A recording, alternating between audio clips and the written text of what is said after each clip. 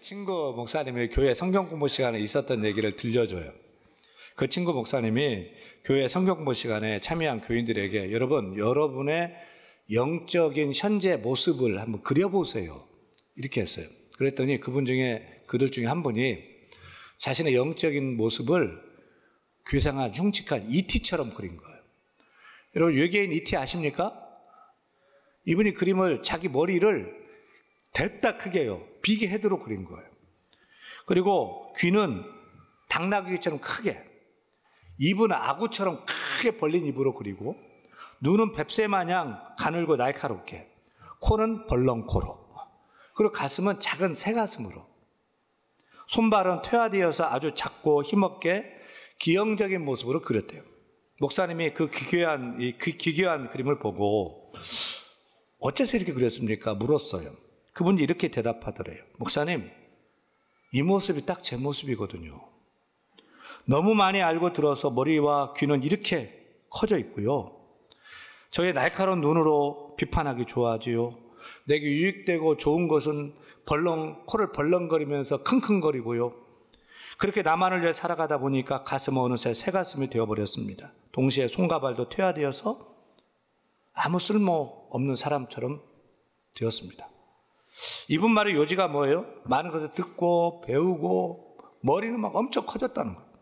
남을 위해서는 새가슴이 되어서 인색하고, 남을 위해서 봉사하지 않고 섬기지 않고 행동하지 않고, 이렇게 머리만 커진 흉측한 영적 외계 신앙인처럼 되었다는 거죠.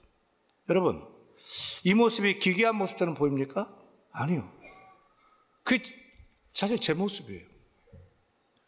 이게 여러분 모습 아니에요? 이 얘기는 그분만의 얘기가 결코 아닌 것 같습니다. 오늘 살아가는 대부분의 우리의 모습이 이 모습이 아닙니까? 많은 것을 알고 배우고 머리만 커져 있는 거죠. 흉측하게. 듣는 귀는 얼마나 높은지 웬만한 설교는 양에도 안 차고요. 입에서는 할 말 안 할 말 그냥 막 쏟아내고요. 눈은 다른 사람 약점 금방금방 찾아가지고 막 비판하고요. 가슴은 새 가슴이 돼. 가슴이 크고 웅장해야 되죠. 남을 배려하고 희생하는 일을 인색합니다. 가슴이 간장종지 같습니다. 그 결과 손과 발이 다 퇴화되었습니다. 왜요? 안 쓰니까요. 사용 안 하니까요. 행동하지 않으니까요. 우리는 이것이 잘못된 신앙생활인 것을 누구보다 잘 알아요. 이렇게 살면 안 된다는 거 누구보다 잘 알아요. 이게 아니라는 거 누구보다 잘 알아요. 그런데도 그렇게 안 살아요. 그런데도 행동하지 않아요. 들은 대로 본 대로 말한 대로 살지 않는 것입니다.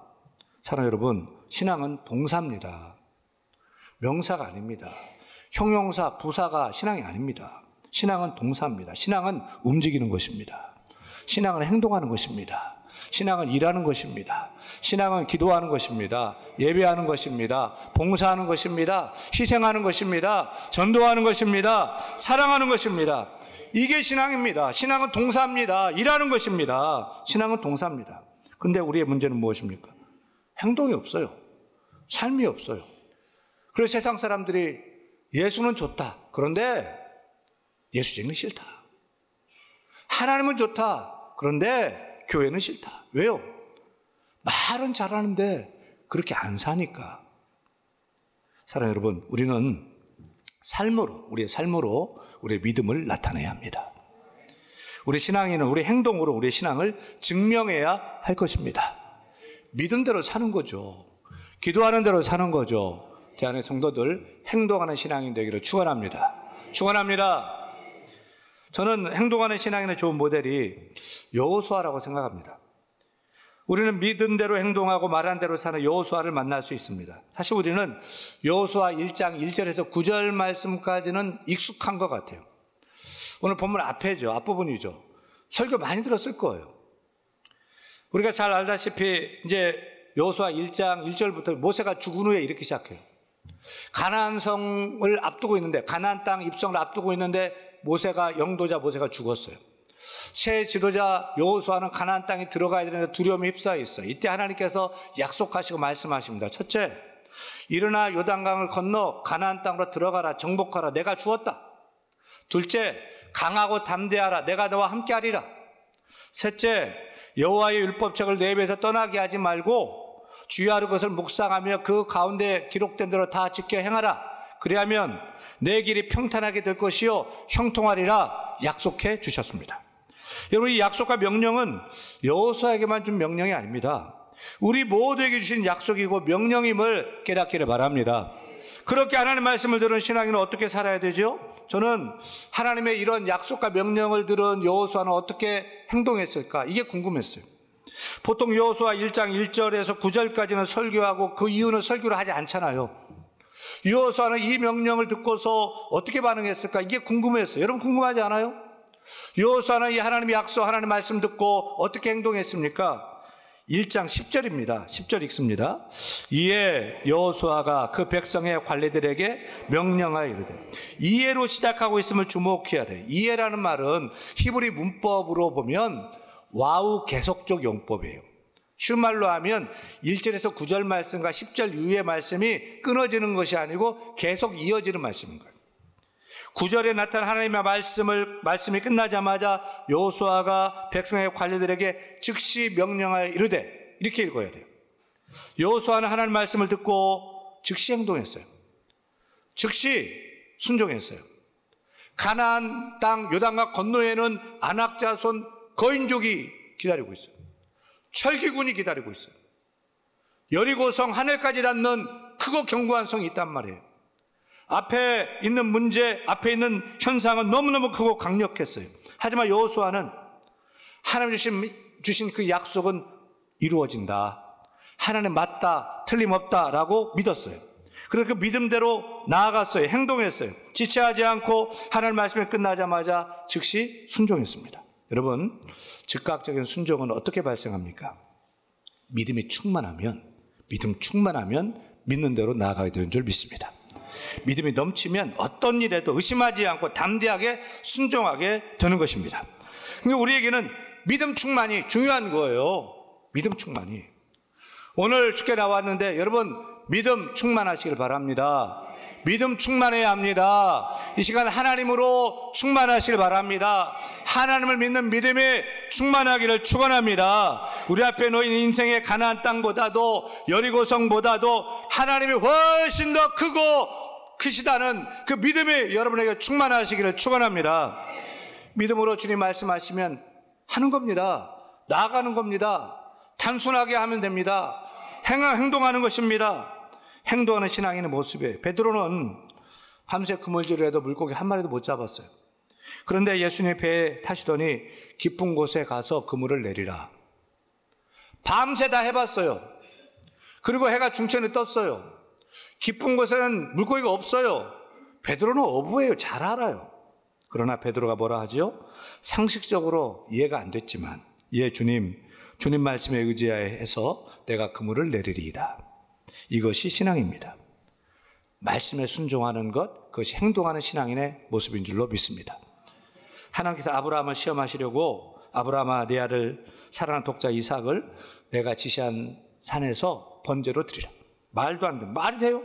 100세 난 아들을 번제로 드리라. 그런데 아브라함은 어떻게 했죠? 바로 그 다음 절에 아브라함이 아침에 일찍이 일어나 낙의 한 장을 지우고 두 종과 그의 아들 이삭을 데리고 번제에 쓸 나무를 쪼개어 가지고 떠나 하나님이 자기에게 일러준 곳으로 가더니, 할렐루야, 이것이 행동하는 신앙인의 모습입니다. 말씀에 즉시 순종하는 것이 참 신앙입니다. 하나님 말씀에 즉시 행동하는 것이 진짜 신앙인 줄로 믿습니다. 책 제목 중에요, 바보들은 항상 결심만 한다는 책 제목이 있어요. 한번 따라해 보세요. 바보들은 항상 결심만 한다. 바보들은 항상 결심만 한다는 거예요. 이제 가을 9월 됐으니까 9월에는 이거 해야지. 가을엔 내가 이거 해야지. 맨날 계획하고 세우기만 해요. 근데 해요, 안 해요? 안 해요. 바보라는 바보. 결단하고 행동해야죠. 믿음은 행동할 때 역사하는 줄 믿습니다. 역사하는 믿음 갖기를 축원합니다. 믿음은 가지고만 있으면 안 됩니다. 행동해야 됩니다. 행동하는 믿음을 가져야 됩니다. 사랑하는 여러분, 신앙은 동사입니다. 믿음은 역사하는 것입니다. 믿음은 움직이는 것입니다. 일하는 것입니다. 행동하지 않는 믿음은 죽은 믿음이다. 사랑하는 여러분, 죽은 믿음이 아니라 살아 움직이는 산 믿음을 가진 주인공 되기를 축원합니다. 여호수아처럼 살아 움직이는 행동하는 신앙이 되기를 간절히 소원합니다. 행동하는 신앙인 여호수아가 이제는 이스라엘 백성들도 행동하는 신앙인 되기를 원해서 두 가지를 요청합니다. 첫째는 요단강을 3일 후에 건넌다. 양식을 준비하라. 11절 읽습니다. 11절. 진중에 두루 다니며 그 백성에게 명령하여 이르기를 양식을 준비하라. 사흘 안에 너희가 이 요단을 건너 너희 하나님 여호와께서 너에게 주사 차지하게 하시는 땅을 차지하기 위하여 들어갈 것임이니라 하라. 요단을 건너기 위해서 뭘 준비하래요? 양식, 사흘치 양식을 준비하라. 아니, 전쟁해야 되는데 칼을 만들어라, 창을 만들어라, 요단강 건너야 된다, 뗏목을 만들어라, 배를 만들어라 주문하지 않고 양식을 준비하라. 왜요? 나무가 없어요. 배를 못 만들어요. 칼창을 만들어야 되는데 철이 없어요. 못 만들어요. 근데 이스라엘 백성 할 수 있는 것, 하늘의 만나 그 모아서 양식을 준비할 수는 있어요. 신앙이 바로 이거예요. 하늘만 쳐다보는 것이 믿음입니까? 아니에요. 아무 노력도 준비도 안 하고 계속해서 하나님께 기도하고 하나님만 바라보고 입만 벌리고 있는 것이 좋은 믿음입니까? 아닙니다. 우리가 할 수 있는 일은 우리가 해야 됩니다. 기도하고 가만히 앉아 있으면 안 됩니다. 기도하고 기도한 대로 일해야 됩니다. 기도하고 사업해야 됩니다. 기도하고 공부해야 됩니다. 기도하고 내가 할 수 있는 최선을 다해야 하는 것입니다. 그 나머지는 하나님이 하십니다. 그 나머지는 하나님이 일하십니다. 그 나머지 하나님이 채워주십니다. 저는 그것을 하나님의 플러스 알파라고 말하고 싶어요. 농부가 열심히 씨를 뿌리며 농사짓기에 힘써야 됩니다. 하지만 비가 안 와요. 또 비가 너무 와요. 농사 망칩니다. 학생이 아무리 공부를 열심히 해도 시험 당일에 몸살 감기, 열이 막 40도가 막 넘어요. 시험 망치게 되면 시험 못 봅니다. 사업을 아무리 잘해보려고 했어도 이렇게 환율이 떨어지고 바이어가 계약하러 오지 않고 힘써 일군 사업도 안 되는 것입니다. 하지만 우리가 하나님이 일하시는 플러스 알파를 안다면은 나는 믿음으로 기도하면서 동시에 열심히 성실하게 일하는 것입니다. 공부에 최선을 다하는 것입니다. 내가 할 일 준비하고 노력하는 것입니다. 그럼 하나님께서 내가 할 수 없는 그 영역을 플러스 알파로 채워주시는 줄로 믿습니다. 여호수아는 요단을 건너면서 우리가 할 수 있는, 이스라엘 백성이 할 수 있는 일, 양식을 준비케 했어요. 그러자 하나님께서는 플러스 알파로 요단을 홍해처럼 마르게 하셔서 두 발로 건너가게 한 줄로 믿습니다. 여러분, 우리는 믿음으로 기도만 하고 하나님이 알아서 하겠지, 하늘만 쳐다보고 있는 신앙, 좋은 신앙 아닙니다. 믿음으로 기도하고 내가 할 일은 내가 해야 됩니다. 그 다음에 하나님께 맡기는 것입니다. 하나님을 채워주십니다. 하나님 역사하십니다. 하나님 플러스 알파인 것입니다. 기대하십시오.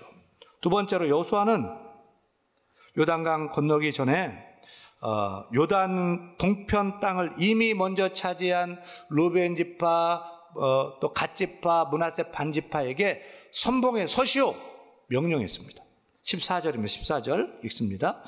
너희의 처자와 가축은 모세가 너에게 준 요단 이쪽 땅에 머무르려니와 너희 모든 용사들은 무장하고 너희 형제보다 앞서 건너가서 그들을 돕되. 아직 9지파들은, 다른 지파들은 땅이 없어요. 근데 루벤 지파, 갓 지파, 므낫세 반 지파는 요단강 건너기 전 동쪽 땅이에요. 그 땅이 너무 좋거든요. 우리 여기 살을게요. 안에 있는 땅 싫고요. 여기 주세요. 라고 하니까 그래, 그러면 이 땅을 나눠서 갖게 됐어요. 그러자 이제 여호수아는 먼저 땅을 가진 지파들에게 선봉에 설하면서 헌신을 요구합니다. 이것이 노블레스 오블리주의 원조입니다. 여호수아는 이미 가진 자가, 먼저 가진 자가 없는 자를 위해서 앞장서고 헌신하고 봉사하도록 노블레스 오블리주를 실천케 한 것입니다. 사랑하는 여러분, 어떤 교회가 잘 되고 부흥할까요? 먼저 믿는 사람이, 먼저 믿은 사람이 앞장서 헌신하는 교회가 잘 되는 줄로 믿습니다. 어떤 교회가 잘 되고 부흥할까요?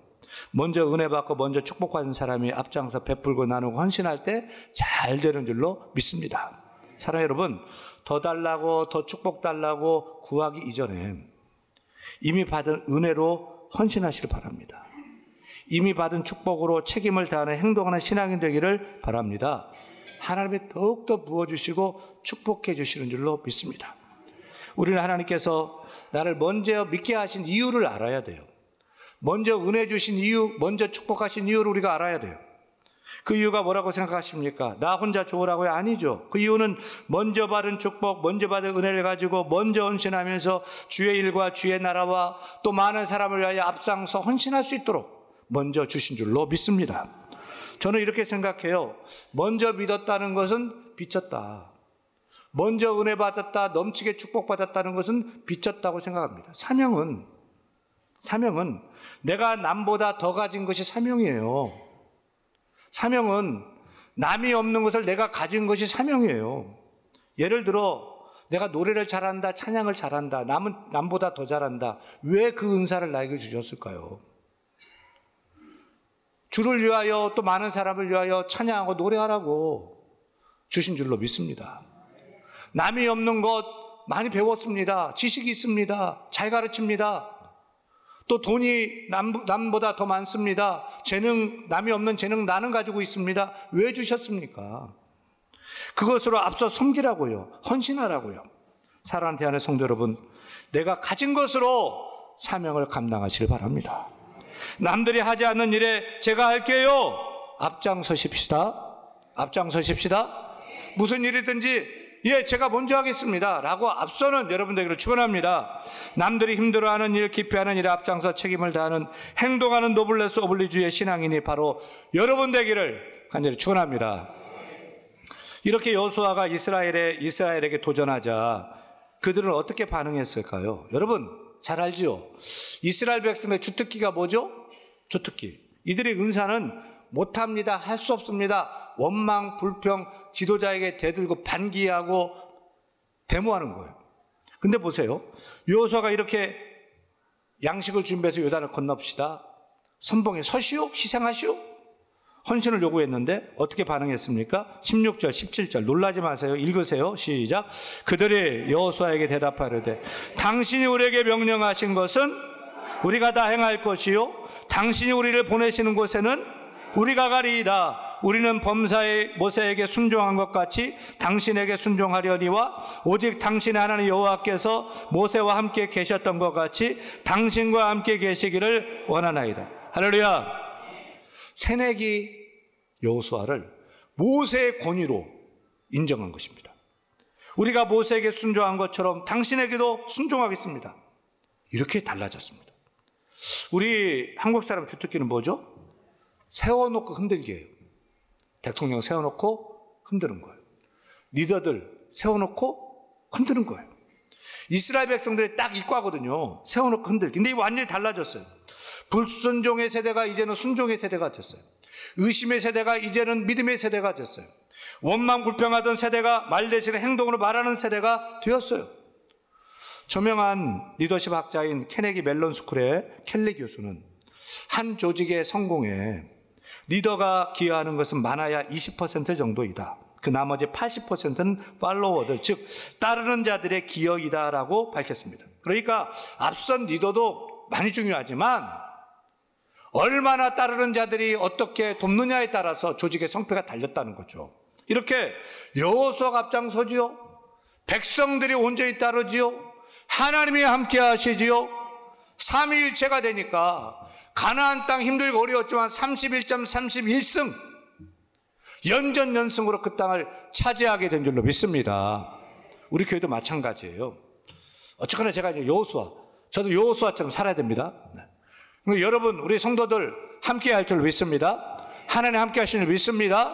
삼위일체 되면 우리 앞에 있는 가나안 땅, 여리고성 다 넘어뜨리고 감당하게 될 줄 믿으시면 아멘.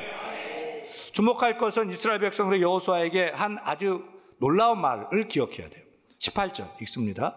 누구든지 당신의 명령을 거역하며 당신의 말씀을 순종하지 아니하는 자는 죽임을 당하리니 오직 강하고 담대하. 따라합니다. 오직 강하고 담대하소서.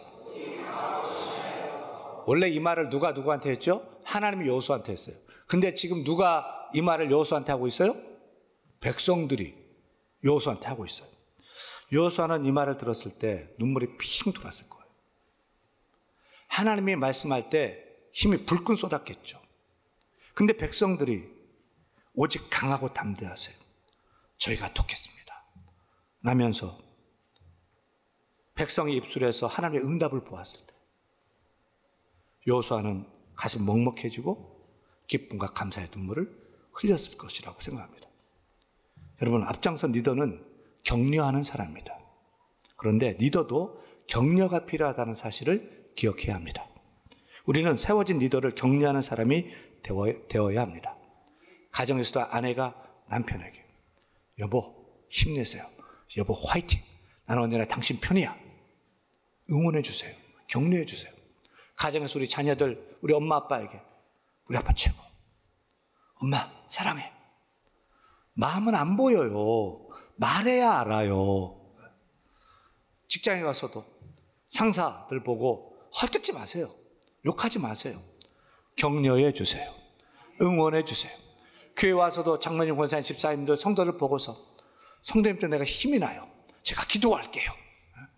또 저를 보고도 목사님 강하고 담대하세요, 제가 기도할게요. 이렇게 응원해 주면 제가 슈퍼맨 되어서 막 날아갈 거예요. 사랑하는 대한의 성도 여러분, 격려하는 사람이 되시기 바랍니다. 앞선 리더를 격려해 주시기 바랍니다. 서로 격려하시길 바랍니다. 우리 가정, 우리 직장, 우리 교회가 격려 공동체가 되어야 할 줄로 믿습니다. 옆 사람 보고 격려합니다. 사랑하는 성도님, 강하고 담대하세요. 강하고 담대하세요. 하나님이 함께 하십니다. 올가을은 성도님의 시간이 될 것입니다. 우리 모두가 여호수아처럼 행동하는 신앙인, 이스라엘 백성들처럼 행동하는 신앙인 될 때 하나님이 도우십니다. 함께 하십니다. 역사하십니다. 가나안 땅을 취한 우리 모두가 되기를 간절히 축원합니다.